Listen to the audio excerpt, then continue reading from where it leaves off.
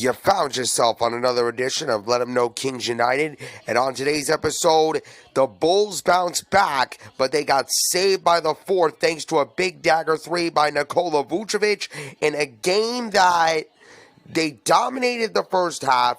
They let the Spurs hang around the third quarter, almost failed the third quarter test again, like the Golden State game. But they came together in the fourth, and they got a big bounce-back win. And we're going to talk about it right here on Let 'em Know Kings United.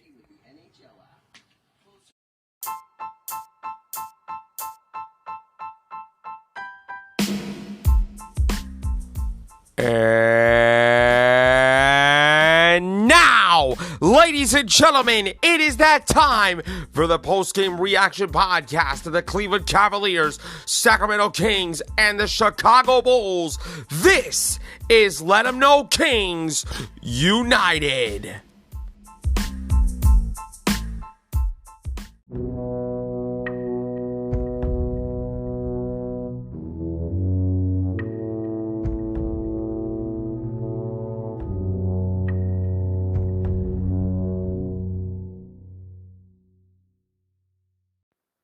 Let 'em know, Nation. You already know what time it is. Welcome to another edition of Let 'em Know Kings United, your Cleveland Cavaliers, Sacramento Kings, and Chicago Bulls post-game reaction podcast.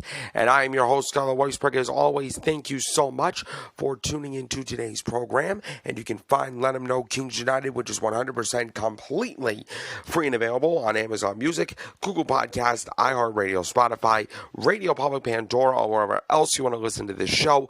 Give the show a follow on those platforms if you can, please. Turn on your notifications so you know about the next episode. Please rate, spread the word out to your friends, and give Let 'em Know Kings United a 5-star review on whatever podcast platform you want to listen to this on. It is a great way to support the podcast, and I appreciate every single one of you for tuning in.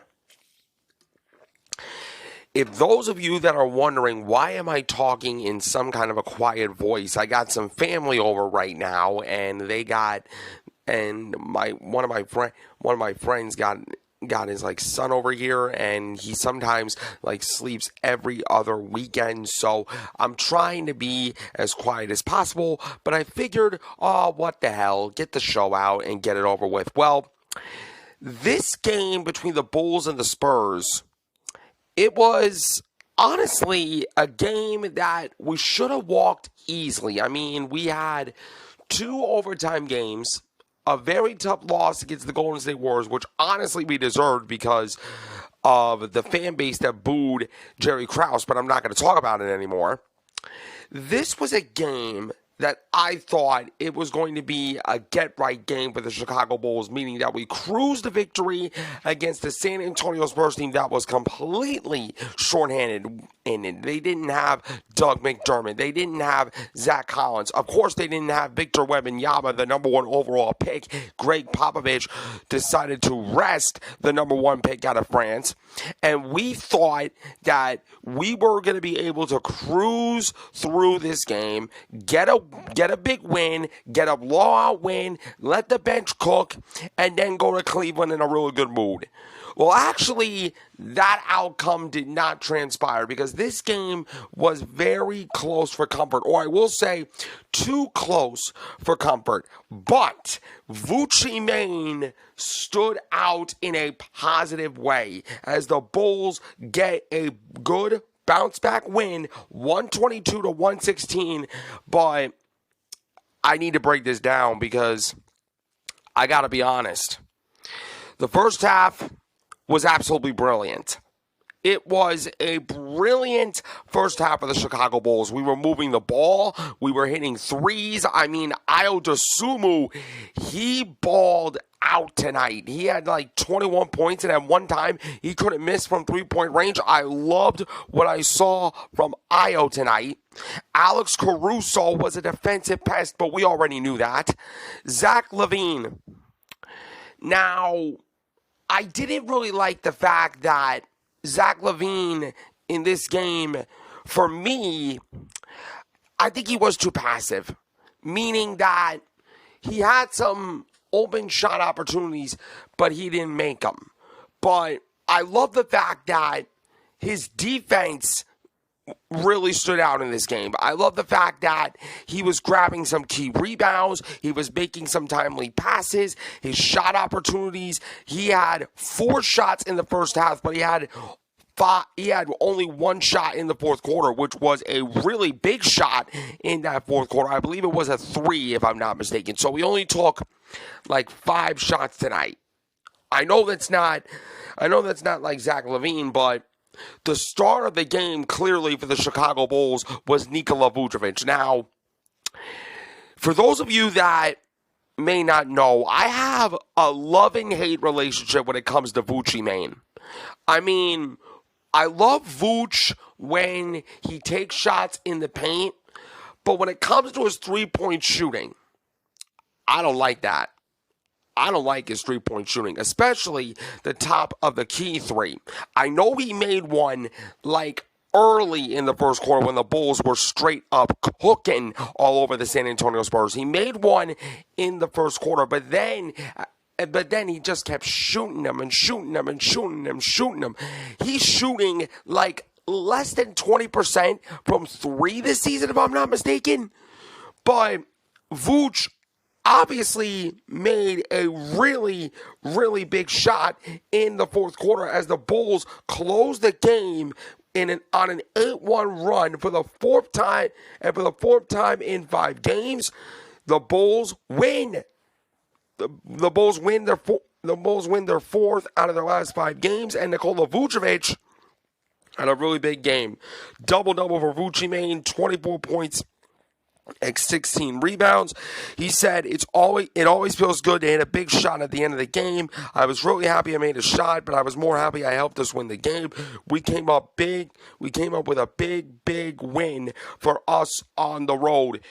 I will give kudos to the Chicago Bulls. I will give kudos to Nikola Vucevic. I will give kudos to Ayo Dosunmu, Alex Caruso, and the rest of the Bulls. That third quarter was the scariest third quarter that I've ever seen in a long time. I mean, it almost gave me PTSD from last night where the Golden State Warriors just straight up cooked in the third quarter at the United Center the other night. And ultimately, that's what the San Antonio Spurs did. San Antonio straight up cooked in the third quarter when they outscored the Chicago Bulls 39-31. That is the second straight third quarter for the Chicago Bulls that they got outscored. After all, they just gave up a 50-piece the other night against the Golden State Warriors after giving up 39 points in this game in the third quarter. But the Chicago Bulls were able to overcome that. They need to work on some things, especially on the defensive end. I thought in this game, the first half, it was absolutely brilliant for the Bulls, but in the second half, for the most part, I think we stopped playing. And you know what? That is one thing that the Bulls need to learn. When you are facing an inferior team, a much shorthanded team like San Antonio, on that, you got to play your game, and you got to play consistently for 48 minutes. You cannot play one good half. You cannot play one good half and then stoop down to their level for a quarter and then find your way back into the game in the fourth quarter. You got to play Bulls basketball for 48 minutes. I think, honestly, we did play our brand of basketball in the first half. The third quarter, clearly San Antonio had the advantage.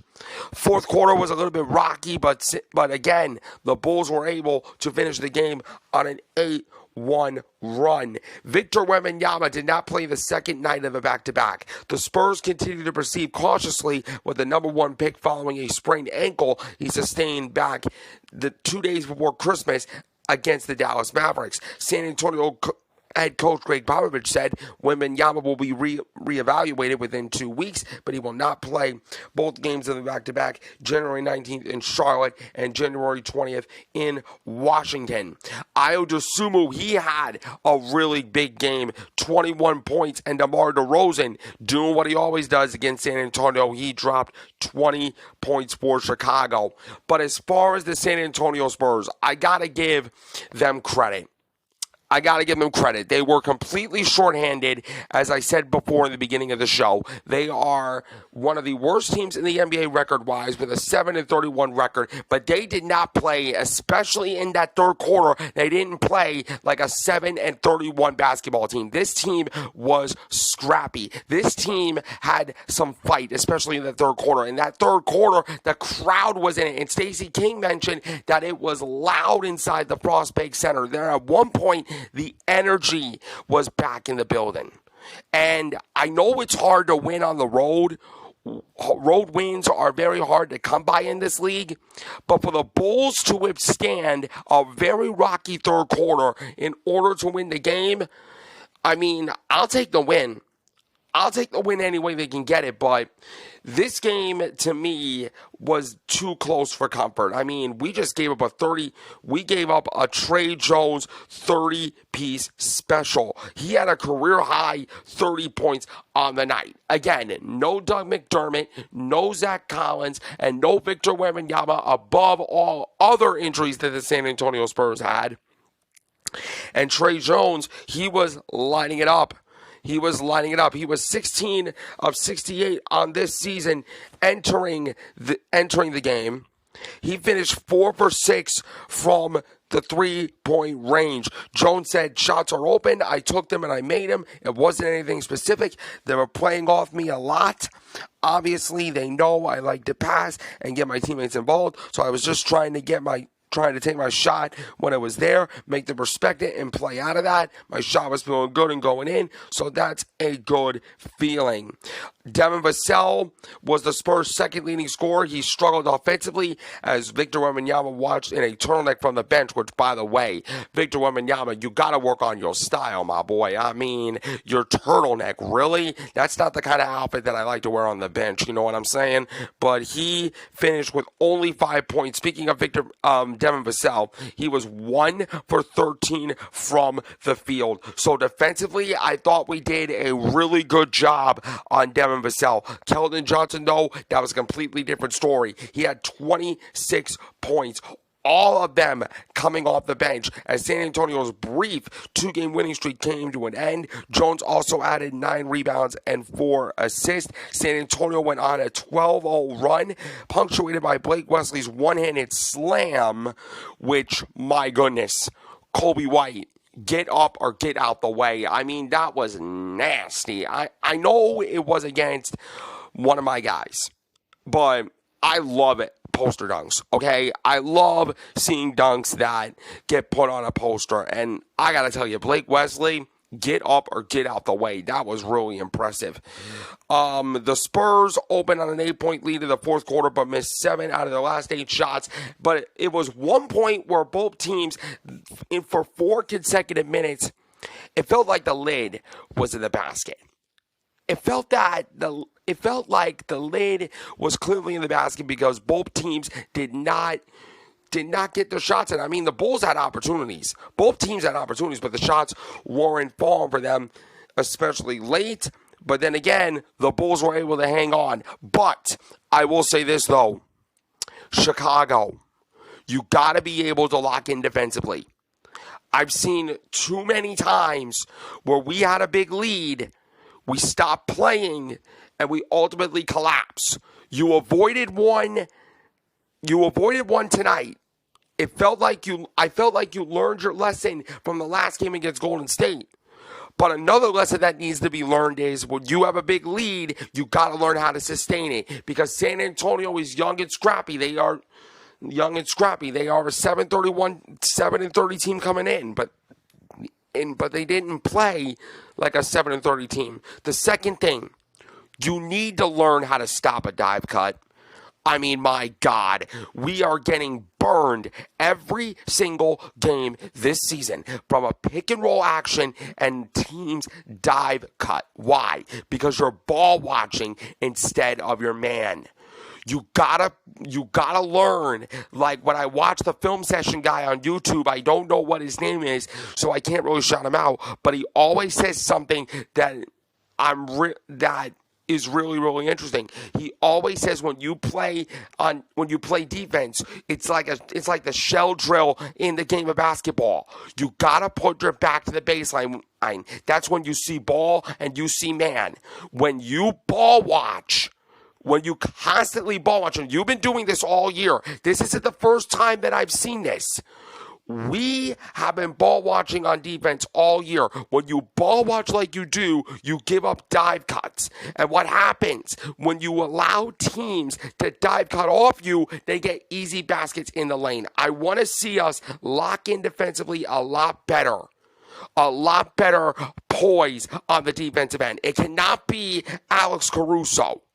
One more thing, and then I will get to the stats. In the fourth quarter, I need to see 5 red jerseys rebound the basketball. It was at one point where it was a tie game, 101-101. I was watching this game with my baby girl, and I was voicing with her, and I was like, we're going to lose this game because we don't know how to finish. I mean, I'm thankful that we got the win. I'm really happy that we got the win. Ultimately, a win's a win. But it wasn't pretty. It was too close for comfort, considering how that we had a really big lead. But the Bulls still have a lot to learn. We got to learn how to sustain leads. We got to learn how to lock in defensively. We got to learn how to defend, especially in the third quarter, because Cleveland, let me tell you something. Cleveland came to the United Center and just madhoused you. Max Strus was going absolutely crazy. And the last time Chicago was in Cleveland, we all know what happened. We all know what happened the last time the Bulls faced the Cavs in Cleveland. That was with Donovan Mitchell scoring 71 on the Bulls. One of the most incredible performances I've ever seen in my life. And even as a Bulls fan, I couldn't be mad at that. But you have a chance to get your get back. But it won't be easy because the Cleveland Cavaliers are rolling right now. They are clicking on all cylinders with no Darius Garland, no Evan Mobley. The Cleveland Cavaliers are coming together. They are clicking at almost the right time right now. But they haven't been playing for the last couple of days because they're coming off a game in Paris where they beat the Brooklyn Nets 111-102. So you have a golden opportunity to capitalize on a little bit of rust, a little bit of jet lag that I expect the Cleveland Cavaliers to feel. But we'll focus on Cleveland when we get to Cleveland. I want to talk about this win. Greg Popovich said this is the 5th game in a row where they played like this and played well enough to win the game. Starting with 2 close losses against Milwaukee and Cleveland and the 2 wins and tonight. We are showing more consistency down the stretch. Experienced guys probably feel a little more comfortable shooting those threes, but we had the same ones. Eventually, they will fall. I will give Greg Popovich and the Spurs again credit and the kudos for bringing the fight to the Chicago Bulls, especially in that third quarter. I thought the Spurs came out really aggressive, especially in the second half, and they almost gave us a scare. They ultimately gave us a scare when they made a really big run in the third quarter, and the Spurs ultimately got the lead, and I was like, oh no, another collapse for the Chicago Bulls incoming. But vooch changed the mojo, and the Bulls got a really huge win on the road. Billy Donovan said, I feel like we're getting better. I really do. I think we are starting statistically how I like to see us play, how I think the game should be played. We're sharing the ball. We're trying to generate shots. We're scoring more points. And I really liked this style from Billy Donovan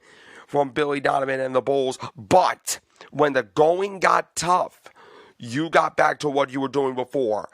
ISO ball, not moving, not screening, not cutting to the basket, not sharing the basketball. You gotta play your identity consistency. And according to what Billy Donovan just said, Billy Donovan's identity for the Bulls is a team that generates shots and shares the ball. when you share the basketball like we did for the most part in this game and generate a lot of assists, we're going to win games. We're going to win games. This was a rare third meeting in the regular season between the Bulls and the Spurs, but one was cause of the inaugural in-season tournament. So it's a season sweep for the Chicago Bulls against the San Antonio Spurs, and ultimately the Bulls did what they were supposed to do. It was too close. It was too close for comfort, but the Bulls ultimately got it done. They shot 51% from the field, compared to the Spurs, 41% for the field. The three-point percentage of the Bulls were clicking from three-point range, 44% compared to 39%. The rebounds were 47 apiece, 47 even, but 12 offensive rebounds compared to 7. We need to box out. Like I talked about, when a shot goes up, I need to see 5 Bull jerseys on the box out, getting to a body and crashing the boards. You can't rely on Andre Drummond and Nikola Vucevic anymore. Zach LaVine, he has improved as a rebounder, but I need to see more red jerseys boxing out and crashing the boards. The assists were 31-26 in favor of the Bulls. They did a really good job for the most part of sharing the basketball. The blocks were 8-4 in favor of the Bulls. The steals were 7-5 in favor of the San Antonio Spurs. The points in the paint, 46-36 in favor of Chicago. The fast break points were 14 apiece. Nikola Vucevic, good game for him. 24 points, 16 rebounds, 5 assists, 3 big-time blocks. He was 2 for 5 from 3, including the dagger 3 late in the game.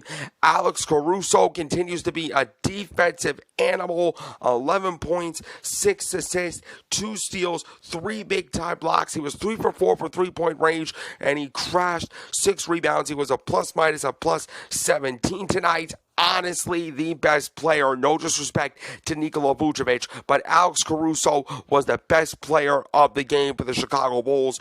DeMar DeRozan continued to do his thing, 20 points, 4 rebounds, 4 assists.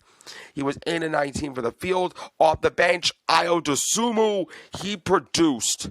And that's what I love to see from Ayo Dosunmu. He couldn't miss from the field. He was 8 of 9 from the field, 3 of 3 from three-point range, 4 assists, 2 rebounds. He was a plus-minus of plus 7. Good job by Ayo Dosunmu.